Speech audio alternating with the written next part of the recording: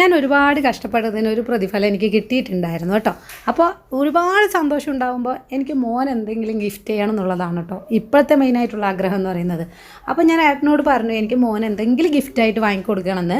അപ്പോൾ ഏട്ടൻ്റെ ഉള്ളിൽ ആ ഒരു ചെറിയ പ്ലാൻ ഉണ്ടായിരുന്നു കേട്ടോ. പക്ഷേ ഞാനിത് പറഞ്ഞപ്പോൾ എന്തായാലും എനിക്ക് വല്ലപ്പോഴാണല്ലോ ഇങ്ങനെയുള്ള അവസരങ്ങൾ ഉണ്ടാവുന്നത്. അപ്പോൾ നേരെ വിട്ടത് നെസ്റ്റോയിലാണ് കേട്ടോ. ഒരു സൈക്കിൾ എടുക്കാമെന്ന് വിചാരിച്ചു. ഇങ്ങോട്ടൊക്കെ വരുമ്പോൾ അവൻ്റെ സൈക്കിളൊന്നും കൊണ്ടുവന്നിട്ടുണ്ടായിരുന്നില്ലല്ലോ.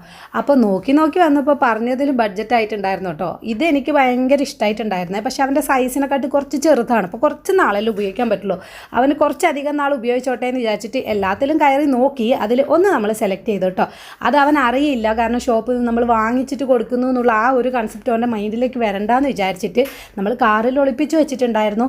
വാങ്ങിത്തരാനൊന്നല്ല, ജസ്റ്റ് കാണാനാണ് പോകുന്നതെന്ന് നേരത്തെ നമ്മൾ പറഞ്ഞ് സെറ്റാക്കിയിട്ടുണ്ടായിരുന്നു. അതുകൊണ്ട് കുഴപ്പമുണ്ടായിരുന്നില്ല കേട്ടോ. പക്ഷേ ലാസ്റ്റ് അവൻ ഇഷ്ടപ്പെട്ട ഒരു ടോയിലേ ഇരുന്ന് മതിയാവുന്നതിന് മുൻപ് ഞാൻ എടുത്തതുകൊണ്ട് ഒരു ഇത്തിരി സങ്കടവും ഇച്ചിരി കരച്ചിലൊക്കെ ഉണ്ടായിരുന്നു കേട്ടോ. അപ്പോൾ എനിക്ക് ഒത്തിരി സങ്കടമായിട്ടുണ്ടായിരുന്നു.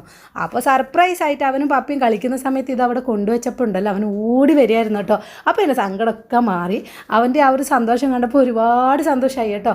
അവൻ ഞങ്ങൾക്ക് രണ്ടുപേർക്കും നല്ല ചക്കരി ഉമ്മയൊക്കെ തന്ന് ഹാപ്പി ആയിട്ടിരുന്നു. അപ്പോൾ കുട്ടികളെ കൂട്ടിക്കൊണ്ടുപോയിട്ട് നമ്മൾ എന്തെങ്കിലും വാങ്ങിച്ചു കൊടുത്ത് പഠിപ്പിക്കേണ്ട അത് വിചാരിച്ചിട്ടാണ് കേട്ടോ. നമ്മൾ ജസ്റ്റ് എല്ലാം പറഞ്ഞ് മനസ്സിലാക്കിയിട്ട് കൊണ്ടുപോകാമെന്ന് വിചാരിച്ചിട്ടാണ് അത്.